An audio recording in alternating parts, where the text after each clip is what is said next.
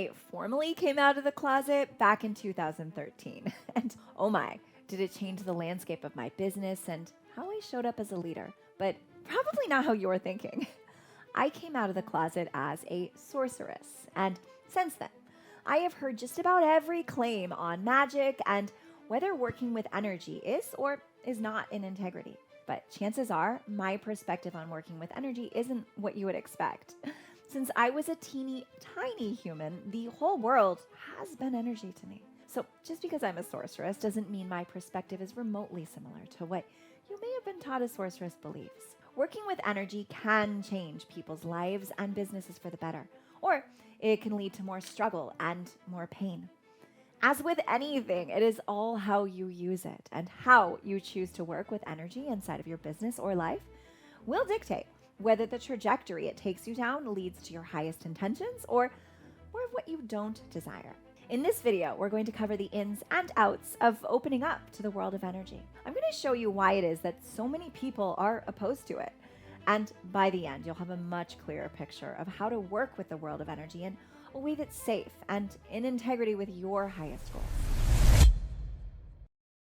What we're going to cover is for those who are new to the world of energy and don't even know where to begin, just as much as it is for advanced energy practitioners. And you'll definitely want to stick around to the end because each of the 5 keys I'm going to go over will ensure safety when working with energy. This channel is all about making the embodiment of authentic power available to leaders everywhere. So it'll help me out on that mission if you can give this video a like or comment before we get going. I'm Jordanna Eyre, Chief Sorceress of Life and Business at Spiral Growth Systems, where I teach business leaders how to dissolve the internal barriers in the way of authentic power so they can grow their business, lead their team, and love their family with equal amounts of professional impact and personal fulfillment. And we do it all using a proven framework of embodied metaphysical mastery powered by the Fibonacci sequence. What we are going to cover today has been vetted by all 4,000 plus of the leaders I have worked with across 6 continents. My students are all business leaders coming from diverse backgrounds. The perspective I'm going to share with you today has been equally as supportive for my students who are religious Christians as it has been for those who are religious Muslims.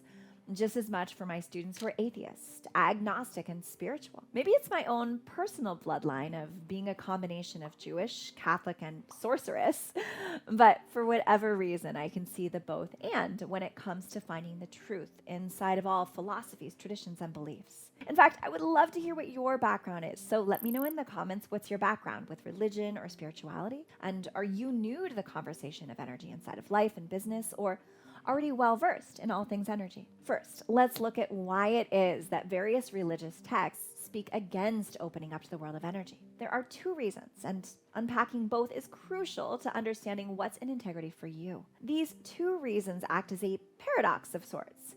Fair warning, in this particular case, we need to understand the problem before we can understand the solution.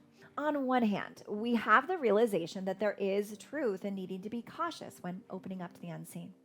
On the other hand, we have the realization that many religious texts have also been thoroughly edited so as to control the masses. And there is no better way to control people than to keep them from the authentic power and limitlessness that exists inside of them. The truth about paradox, though, is that we ultimately require both perspectives to live in integrity with life's flow.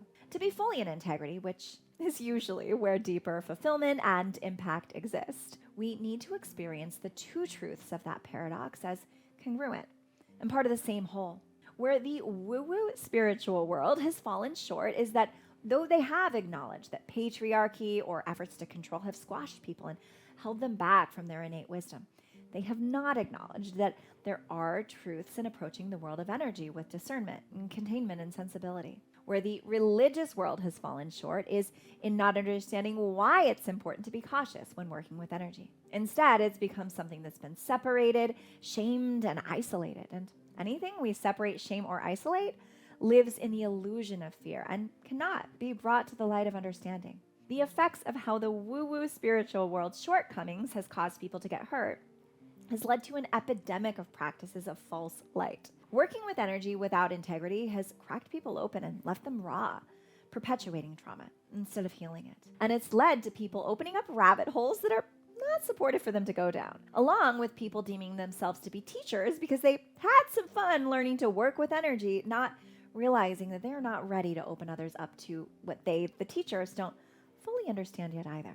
Ironically, the shortcomings of organized religion's aversion to the world of energy haven't been all that dissimilar from that of the spiritual world. Closing people off to the unseen has put those with religious practices in a position of lacking discernment between authentic and false light, causing them to wind up in communities and practices of false light, or the wolf in sheep's clothing. Same thing, just a slightly different flavor between the religious and spiritual groups. Religious groups are known to shut the door on what they don't understand. When they do this, they miss out on the beauty of that which they don't understand, but they also drive people to separate from natural parts of themselves.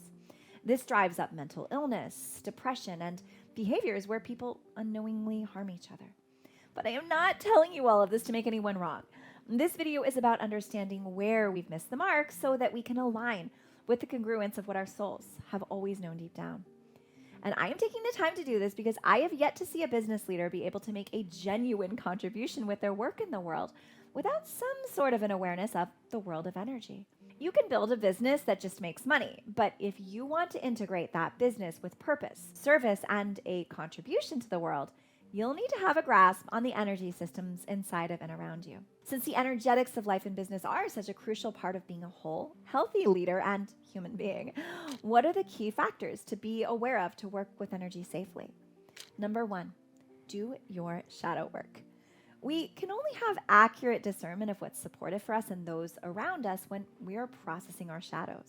Without shadow processing, we don't know the difference between guidance to set a boundary versus fear that is ours to process.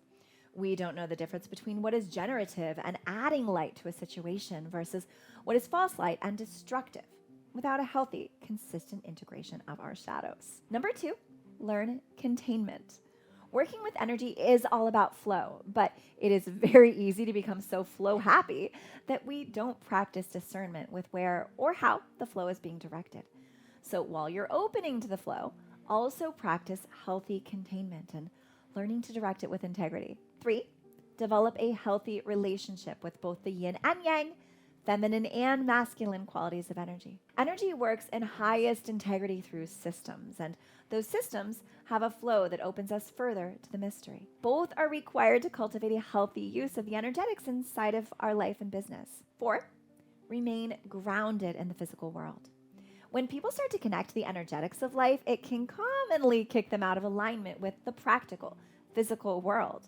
This is why you see so many broke spiritual people who actually do manipulative things for money, and so many coaches who aren't grounded in the practical reality they're trying to support their clients with.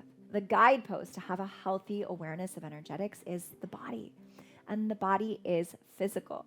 We must be rooted in the physical to wield the energetics of life and business with, I'll say it again, integrity. And number 5, it's time to laugh at your own humanity. Recognize your own delusion. Now, I cannot stress this one enough. When people start to connect to the energetics, they often start to see past various illusions in their reality. This is a normal part of the process, but it creates a divide when the person begins to perceive things as illusion without also realizing that they can get caught in their own delusion. This is not about gaslighting yourself. Instead, it's about developing such off-the-charts self-awareness that you can catch yourself when your perceptions need a bit of a makeover to come home to reality. A consistent practice of this will keep you in integrity so you can see beyond the physical world without losing touch with it. When misused, energy work can weaken a leader and create obstacles in their business and relationships that wouldn't have otherwise existed. When used with discernment and integrity, energy work in your business can help you break through stubborn obstacles so you can be a bigger contribution. It can motivate and align your team with shared vision. It can build financial stability in rough economic times and create buy-in from the right clients and investors. Supporting business leaders in mastering embodied metaphysics so that the power that flows through them and their businesses is authentic is truly my favorite thing in the world. So if you want to learn more about my complete navigational framework for business leaders and entrepreneurs on a quest to explore the depths of their soul, then you'll also want to download a free copy of my book. You'll find the link to download the book in the description below this video. Comments make me do a happy dance. So let me know in the comments what your key takeaways were from this video. And while you're at it, please give this video a like so the YouTube fairies know how to get it to more amazing people like you. And subscribe because I put out a new video every week. Thank you so much for watching, and I'll see you in the next one.